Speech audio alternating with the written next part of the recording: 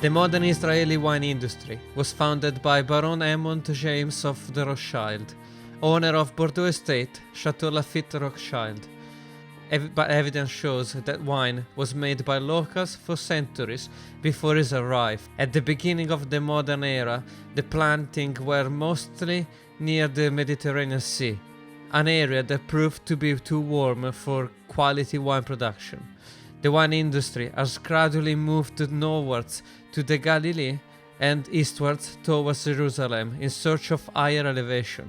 With my guest today, Adam Montefiore, the English voice for Israeli wines, we spotlight the history of Israeli wines. Adam expertly explains the various epochs of the modern wine industry, what is argaman, and I also ask about kosher wine, how is it produced, and lastly, we spoke about the effects of attacks and if he knew of any damaged vineyards of wineries.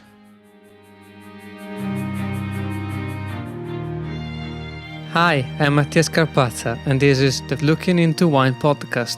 Wine and winemaking can be complex, but this podcast has a simple mission. We want to give you the skills and tools to harness your passion about wine. Through this series, we will shine a spotlight on some of the different regions, process, and concepts that shape the fascinating world of wine.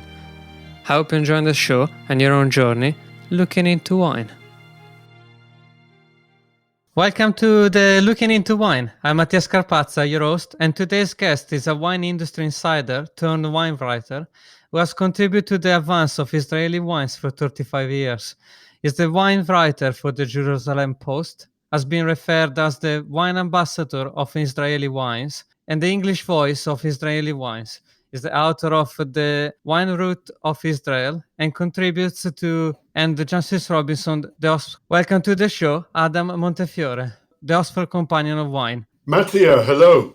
It's good to have you here. It was for me. It was very exciting. That it's a new region for me. It's something that I never really looked into a lot. Israel, and when you commented on my LinkedIn saying that it would be interesting story, something, I was like, yeah, let's do it. Let's do an episode on Israeli wine, and it was such an honor to have you here today.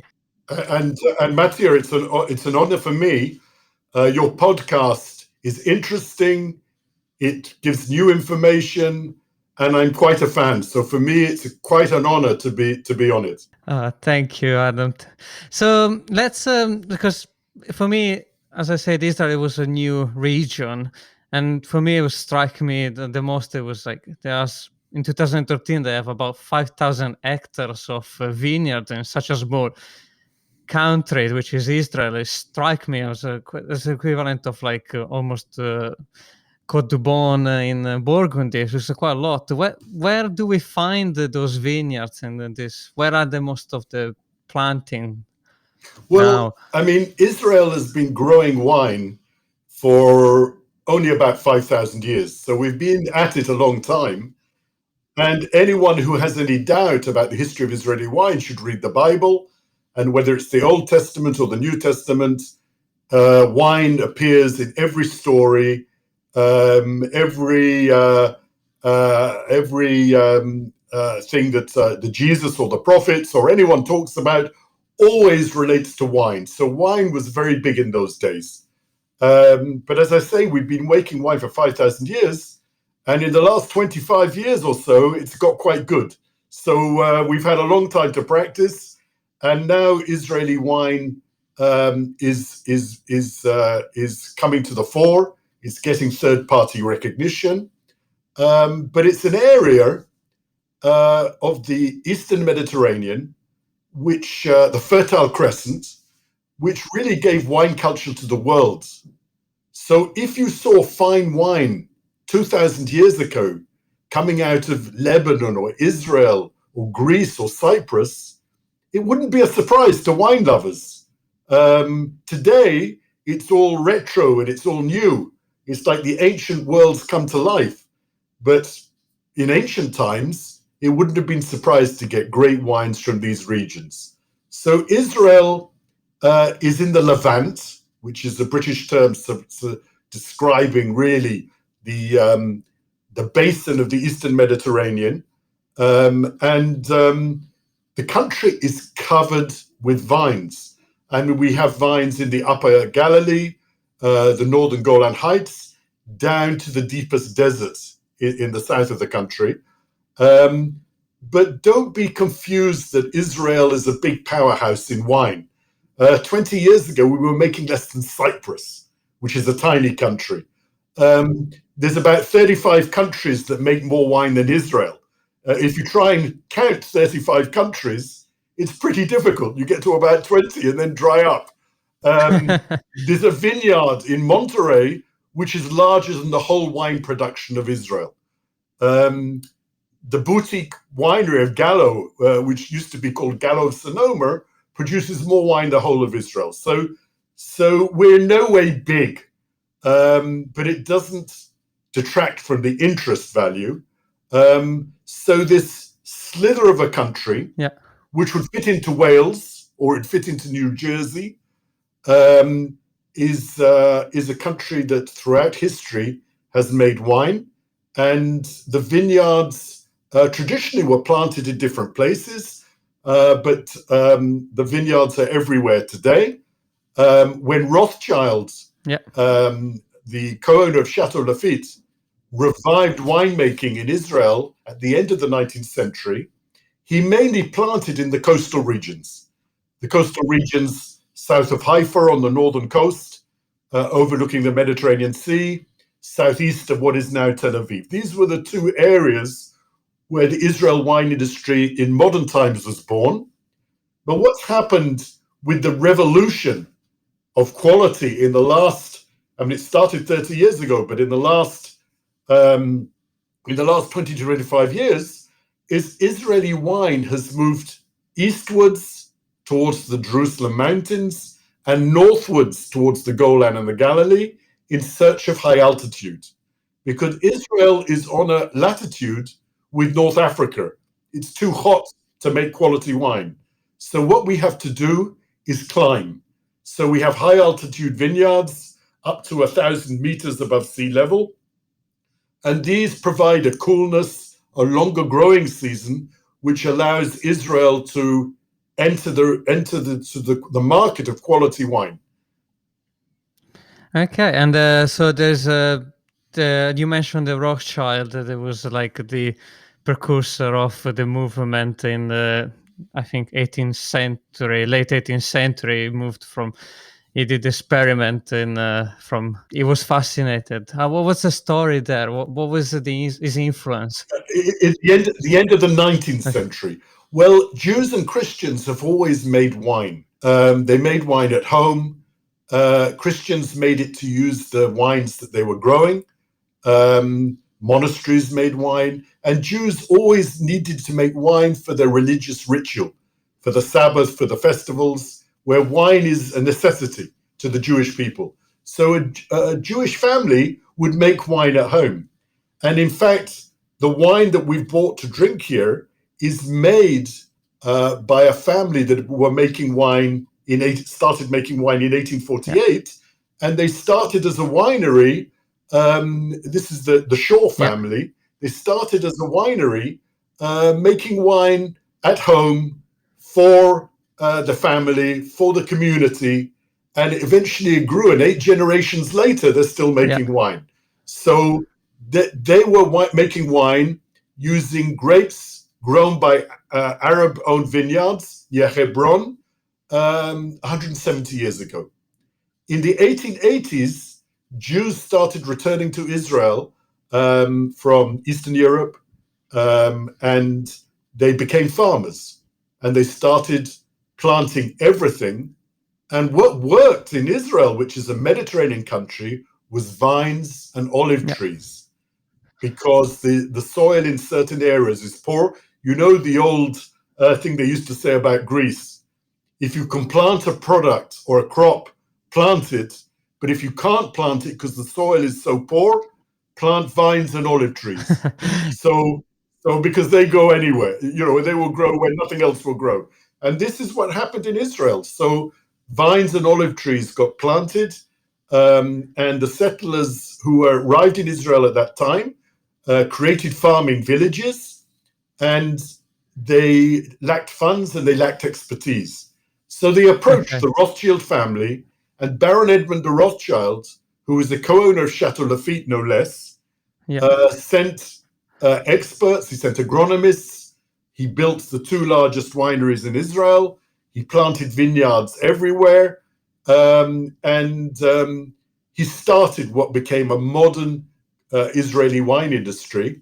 And when he came to Israel for the first time in 1887, he fell in love with the wine industry in the country. And then he insisted in bringing Bordeaux varieties. Because Bordeaux varieties, he said, we want to make a great wine. He said, Israel has no place making wine and competing with Algeria and Bessarabia, which is Moldova, and Georgia, which were the bulk producers of that time. We'd have to make a fine wine. So he insisted on planting Cabernet Sauvignon and Malbec and Cabernet Franc. And all his experts said, you can't plant them, they won't grow. But he wanted to make a fine wine. Of course, his dream didn't work because the yields were so low, the growers got annoyed. They wanted high yields. The grapes all got phylloxera and had to be grubbed up. And there was no demand for a quality Israeli wine. People wanted Kiddush wine, which is sacramental wine for Jews, or altar and communion wine for Christians from the Holy Land. This was the market. So his dream failed, and they ended up planting Carignan and Alicante. But 100 years later, in 1983, when the Golan Heights winery was formed, and Yarden wines started winning awards all over the world, putting Israel on the wine map, then the varieties that were used was Cabernet Sauvignon and Merlot and Sauvignon Blanc.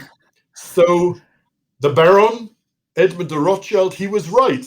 His vision was right, but it took 100 years for it to come true. Yeah, he didn't find that he was in the coastal area and didn't find that the mountains that's right. And that has now there is this exploring of the mountain sides or the hill sides of in Israel. And that's right. Israel, let me remind listeners, is a thin country. And like countries like Italy and Chile, which are long and thin, there is an enormous range of microclimates. For instance, in Israel, a harvest will last from the middle of July to the end of October, possibly to the first week in November sometimes. So it's an enormous long harvest, which explains the variety of microclimates that we have in Israel. As a like, if you were to sort of identify the different area, because I know there are like 5 regions. How do you sort of identify them? What's Well, Israel is the topography of Israel is vertical. So you have what I call a sandy coastal plain that runs down the country. Then you have rolling hills. Then you have mountains down the spine of the country. And then you have the Judean desert, and which runs into the Negev desert.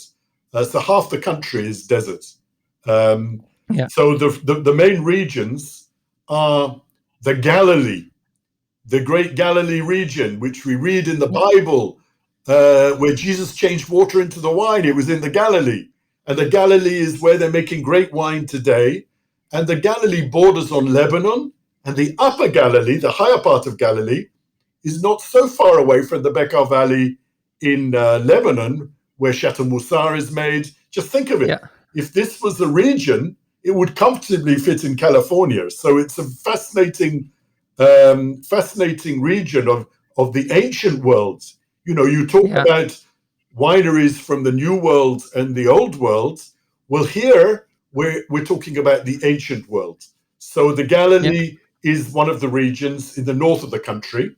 In the northeast of the country, we have the famous Golan Heights, where the Golan Heights winery was really the Robert Mondavi winery of Israel, in that they created a quality wine industry in Israel. And the Golan Heights is very famous for being volcanic and high altitude, up to 1,200 meters. And it's volcanic basalt stone soil, and this is where the Yarden label is made. Then you have the coastal plain. In the coastal plain, you have the northern coastal plain, an area people know as Zichron Yaakov. Zichron Yaakov is south of Haifa on the coastal plain, and this is where Carmel Winery's famous old winery, a winery that was founded in 1892, the oldest factory or winery still in existence in Israel, with the deep underground cellars built by Rothschild. This is in the northern coastal plain in Zichron Yaakov. You have the central mountain area, which is this mountain area that runs down the spine of Israel. And the most famous region of that is the Judean Hills, where wineries like Castel, Sora, some of the most famous boutique wineries come from. You have the Judean foothills, or the Judean plain, which is really in between Tel Aviv and Jerusalem, where the hills rise as they go eastwards. And then finally, you have the Negev Desert, which the interesting thing about the Negev Desert, it's very high altitude, and where they grow grapes, it gives you the chills, Mattia. You take a flight to Eilat, you look out the window, it's desert, and suddenly you see a square patch of green, and it's a vineyard someone's planted. So here they are making the desert bloom, and vineyards are growing in the desert, 800 meters above sea level. There are very few diseases because it's so dry, but it's very cold at nighttime and high altitude, and they're making some great white wines from the Negev Desert. So this is basically the Israel. Most of the climate is Mediterranean, which is hot summers, wet winters, snow on the high mountain peaks of the Galilee and the Central Mountains and the Golan in the winter, and 50-60% of the country is desert or semi-arid desert. Okay, and you mentioned earlier about the boutique wineries, which is something very important in Israel, because there's a lot of them and there's big influence from them, and they all started with the Golan Heights, and then people trying to plant them. Where do they get the influence from? What's the idea behind so many boutique garage wineries? Yeah, let's go. Let me give you a timeline. So the Shaw family, 1848 winery, Zion Winery. They were the wineries that started in the old city of Jerusalem in 1848, making wine, which was more a domestic industry. Then came the 1880s and 1890s, when Rothschild founded the largest winery, which was called Carmel Winery. And this was with French expertise. He sent French agronomists. The flying winemaker to advise them was the winemaker of Chateau Lafite. And the first winemaker was sent from Bordeaux to be the winemaker. So they really wanted to make quality wine. And for 100 years or so, Carmel was the Israeli wine industry.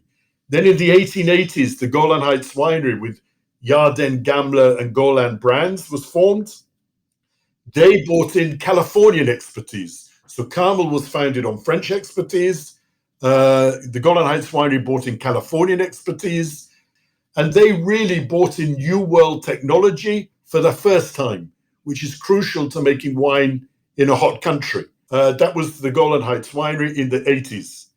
In the 90s, there started a boutique winery revolution, which meant the grower who sold his crop to the big wineries decided, I'm going to keep a part of it back, and I'm going to make a boutique wine, and sell a wine with my name on. So the most famous of the boutique wineries is Marguerite Winery and Domaine du Castel Winery. Marguerite Winery, Yair Marguerite studied at Davis, so it's again the Californian link. Domaine du Castel, he was an Egyptian-born Italian who came to Israel and was a Francophile. So he called his wine Domaine du Castel. He wrote on the label, instead of Judean Hills, Eau Judée, and he wrote on the label of his top wine, Grand Vin. And he basically learned out of a book from Émile Penot how to make wine. Now, and he was the first of the boutique wineries to really become famous and well known. There's a fantastic story that an actress and food writer in Israel just happened to send a bottle in 1995 of his wine to Serena Sutcliffe, master of wine and head of Sotheby's. And Serena Sutcliffe wrote back saying it's the finest Israeli wine she's ever tasted. Congratulations and all the rest of it. On the basis of this, exactly the same thing happened, by the way, in Lebanon, in Greece, and it's happening now in Cyprus and Turkey. You know, initially there was the big monopoly wineries, which in our case was Carmel. And then in the 2000s, the big wineries started their own mini revolution to compete. And so this took the whole industry forward. Another small winery, which is very good, is Flam. And he learned in Italy.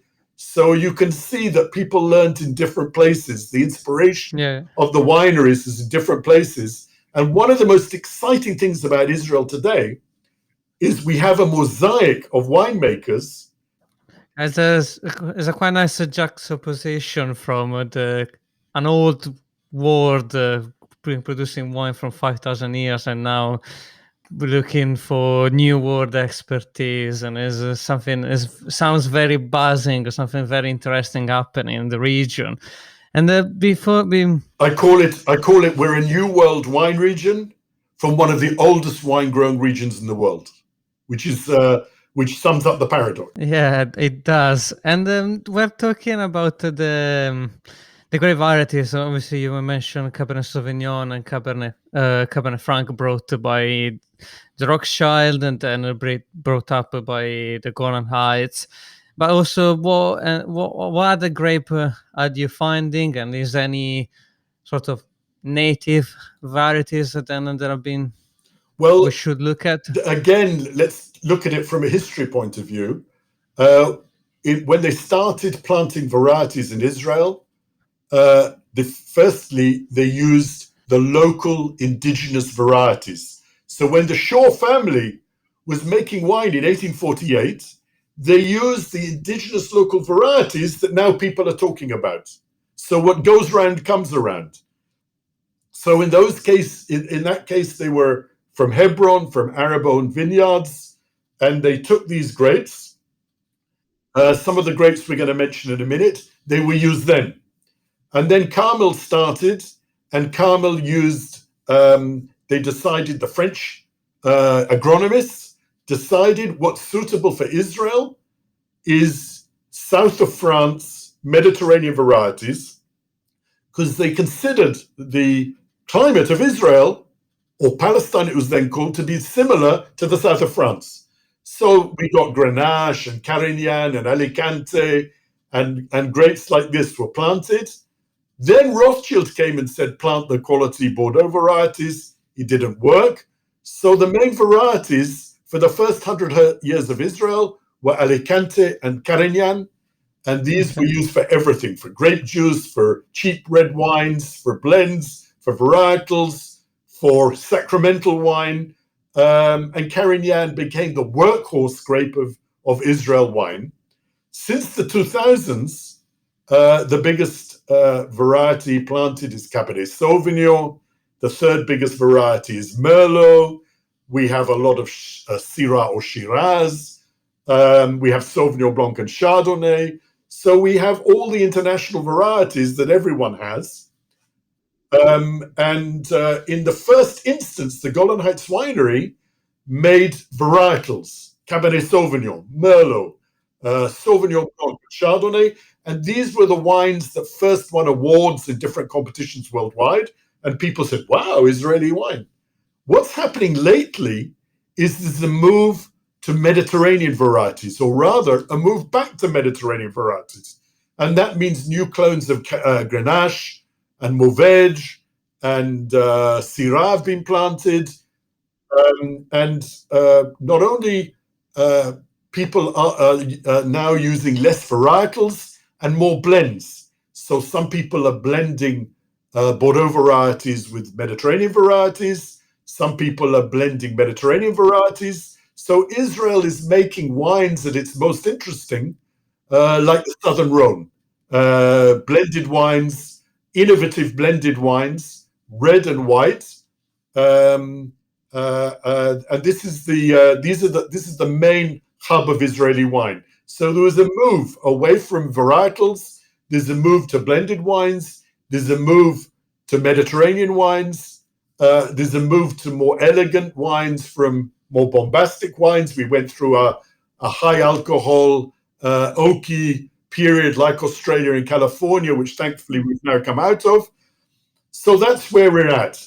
But in the last 10 years, there's certain wineries have gone back to investigating these local varieties. And most famous of these, the first one of these is Kremizan, which is a monastery with a winery founded in 1890.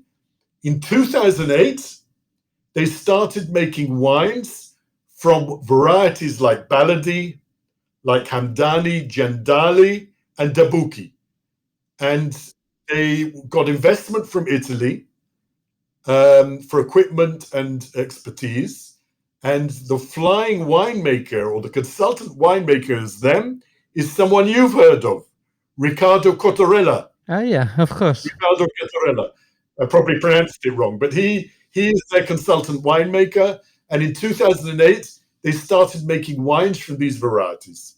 In 2012, an Israeli called Dr. Shibi Drori started trawling throughout the country of Israel to pick up any variety he could find. This could be wild varieties found in riverbeds, found in gardens, found growing up a pagoda or a tree. And he took in over 100 varieties that he found. He identified them. He checked the DNA and studied them. And 20 of these have the potential to make wine. So he has a micro winery. He's propagating them. He's making wine from them. And his winery, which is Gavot Winery, is also making wine from these wineries. In 2014, the first Israeli winery was Rekanati Winery that released one of these ancient varieties, which is called Marwawi. Marwawi is a synonym for Hamdani. And they made a wine which had a Palestinian grower, an Israeli winemaker, and it was made at Rekanati Winery, which I think is a beautiful combination. You know, we have our political problems. You make wine, and it's a great way to great cooperation. So now these wineries can Before we forget, I think there is one grape, but actually a wine that you actually sent me over to try that I haven't come across before, which is Argaman. What is something unique Israeli? What is it? So, with all these varieties that we mentioned, they're all indigenous and they grow in Israel. But there is one winery which is new. It's a new creation. It was founded it's a cross that was created in the 1970s by someone who wanted to produce the Carignan with more color. So he crossed Carignan with Sauzo, the Portuguese variety, and he produced a wine that was a variety called Argaman. Argaman in Hebrew means crimson or deep purple. and he produced Okay. the Argaman grape, and it was meant to be used for blending. It was meant to take over from Carignan. It never took over from Carignan. But in 2008, one particular winemaker called Avi Feldstein, who was then from Segal Winery, decided he saw hidden potential in Argaman. He planted it in the Upper Galilee. Yeah. He treated it like a fine wine, low yields, oak aging, and this sort of thing, and produced a wine that won a big award. And suddenly people realized that Argaman had quality to produce a fine wine. So today, Argaman is an Israeli variety. The main characteristics of Argaman are very deep color, aromas of cherry-led fruit, a slightly peppery touch, a hint of pepper, ground pepper, and a very good acidity. So it's refreshing. Now, the one I've sent you, I could have sent you one from Isreal Valley. I could have sent you one from Barkan. The one I've chosen, I've sent you because it's new. It's produced by 1848 Winery, which is owned by Yossi Shore. The winemaker is a French-trained winemaker, a French winemaker, Ilan Assoulin, who came to Israel to work for the wine in 2011. The variety Argaman is grown in the Galilee in a single vineyard in a place called Ramat Sirin, which has a very basaltic volcanic soil. And it's a single vineyard Argaman. It's oak aged for a number of months, and it's more deep, more serious than some of the other Argamans. Argaman can be two things. It can be a light, crunchy fruity, good acidity, refreshing lunchtime wine, or it can be a deeper oak-aged, a finer wine, which is this comes into this category. So I chose this because it's been launched now, so I know it's new to most people. So this is the 1848 winery, Argaman. It's called Seventh Generation because this is a winery which has 8 generations of winemakers. And so they called it Seventh Generation. And this is the wine. So let me say, you say cheers or salute. Let me say l'chaim, which is what we say in Hebrew, which means to life. Okay. So cheers. To life. So this is a rare Israeli variety which is made here, and you won't find it anywhere else. So this is the I tried it earlier. It was very nice. I really enjoyed it. It had the spice and the herbs, the richness. But it was something unique, and it was always exciting to try something new. I never something different. I never tried before. Yeah. And before I let you go, because I had for me as a non. For me, it was a bit difficult to understand what is the difference between like the kosher wines and non-kosher wines and the wineries, the kosher, not koshers. In a few words, how do they differentiate, and can a winery be producing kosher wine and not kosher wine at the same time? Good questions. Firstly, the word kosher means pure, and if it's kosher, it allows religious Jews who observe the kosher dietary laws to drink it. But it is not a quality, there's not a quality certificate. You can get a great kosher wine, you can get a bad kosher wine. If it's good, it's well made. If it's bad, it's badly made. So kosher, whether it's kosher or not, does not affect the quality. It's something that kosher is a certificate that's added on the back of the label. You might have a vegan certificate, you might have organic, you might have sustainable. Kosher is another certificate that's added on the back label, which means that the wine has gone through something like an ISO system, checking every ingredient that goes into it. And so it's not harmful designation.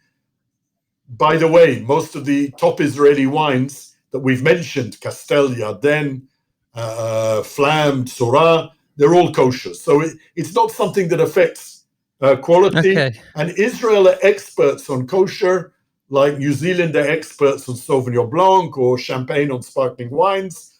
The main thing for a wine to be kosher is that the people handling the wine at the winery have to be religious Jews, and the ingredients used in the winemaking have to be kosher, which means you can't use isinglass, because isinglass comes from the sturgeon fish, and the sturgeon fish is not kosher, so you use bentonite or something else. So there is no difference between a Cabernet Sauvignon grown in the Napa Valley, in Bordeaux, or in the Galilee.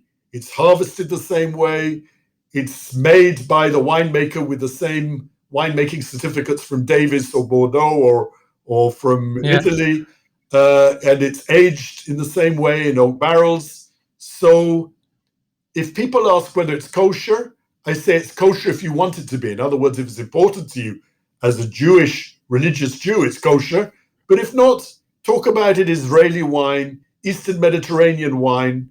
And really, Israeli wines should be on a wine list and on the shelves alongside other wines from our region, which is the Eastern Mediterranean. So you should get Chateau Moussard and Castel and Yarden and the Cypriot wineries and the Greek wineries all together on the shelves and the wine list under the heading Eastern Mediterranean. Israel shouldn't be under a kosher heading, which is it's misleading. Okay. Well, for me, it was just to clarify how does it work, and it was very, it was difficult to put my head around it. So thank you for explaining everything, which was very concise and good explanation there. Thank you. And I mean, I think we covered a lot of the points I wanted to cover, and I wanted to just I was obviously with all the, and correct me, I don't know all the in and outs, and from what we see from in being in Europe and everything, with all the problems there has been in recent months with all the bombing and everything, do you know of any vineyard that have been affected? Has anything been, any region, are they part of the region? I'm talking about out of ignorance here. No, it's okay. Listen, let me say two things. I'm going to talk at two extremes. I used to be, I was born in England. I was born in London, brought up in England. And you won't remember because you're too young, but once there was a lot of trouble in Northern Ireland. And on the news in England, every day there were trouble in Northern Ireland. I once went to Northern Ireland to visit distilleries and go around the drinks industry there and saw no trouble at all. I was quite disappointed. And Israel's a bit like that. It's full of normal people. We go about our daily business. Children are going to school. There's a bustle. There's an energy in Israel. And just because the world's media is concentrating on something when it blows up, it doesn't mean we're not a normal country. There aren't tanks in the streets. You can go anywhere. Generally, things are okay. And, we're a normal country from that point of view. On the other hand, just to explain, where we've been at, I've used to work for wineries, as you know. I used to work for the Golan Heights Winery. I used to work for Carmel. Yeah. I've been at Carmel where I've had to take refuge in these deep underground cellars from bombs, from rockets. One of the vineyards in Meron, once there was a suicide bombing and a bus blew up. And body parts had to be scraped off the vines. I had a situation with, in fact, one of the most famous Israeli wines was the Kayumi Shiraz that won the international trophy in the Decanter Fine Wine Awards, World Wine Awards, which is probably the best prize that Israeli wines ever received. And from the 2006 vintage. And in this vintage, just before the harvest, there was a war between Hezbollah and Israel, and Israeli growers couldn't enter the vineyards in the Upper Galilee because of rockets. And the wine from this vineyard won the big prize. So on one side, I want to say things are normal, and we're very good at carrying on as though they're normal.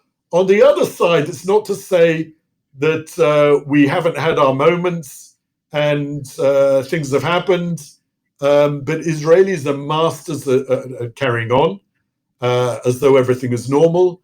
And, wine is a wonderful...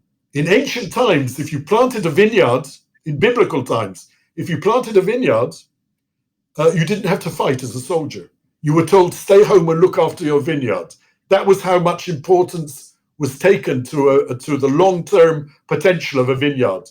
And today, I believe a vineyard is expression of a terroir, and it doesn't matter. A grape doesn't know politics, and it doesn't know whether it's Israeli, Palestinian, Lebanese, or wherever. And we're just out to make the best wine we can from the particular vineyard of that terroir, from a grape that's apolitical.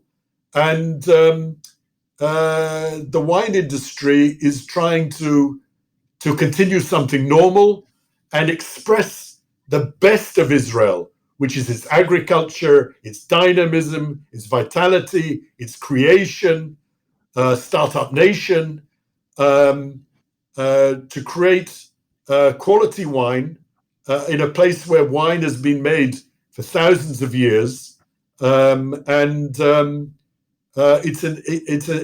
a country or an area which will always be controversial because of its history and the importance to the three faiths. But wine somehow seems to be a very peaceful occupation. And Mattia, let me tell you, if we drank more wine and less coffee in this area, it would be a far happier place. Oh dear. Okay, well, thank you for the insights. It was very interesting to hear, and your first-hand experience is something inviolable, and nobody else could ever say your story.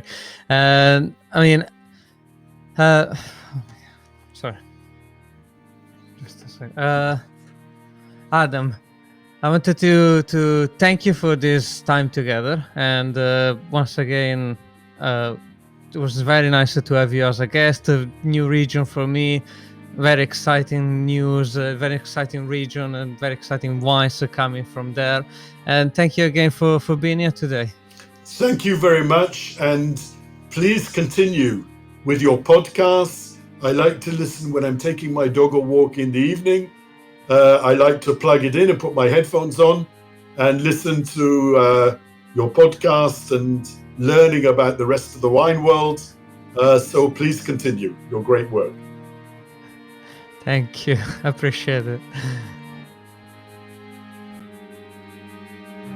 You listen to the Looking Into Wine podcast, discussion on Israeli wines with guest Adam Montefiore. You can find Looking Into Wines on Apple Podcasts, Spotify, Amazon Music, and every major listening app. If you enjoy the podcast, you can donate on mattiascarpazza.com. Music produced by Samuele Di Nardo, editing and mastering by Tommaso Ascoli.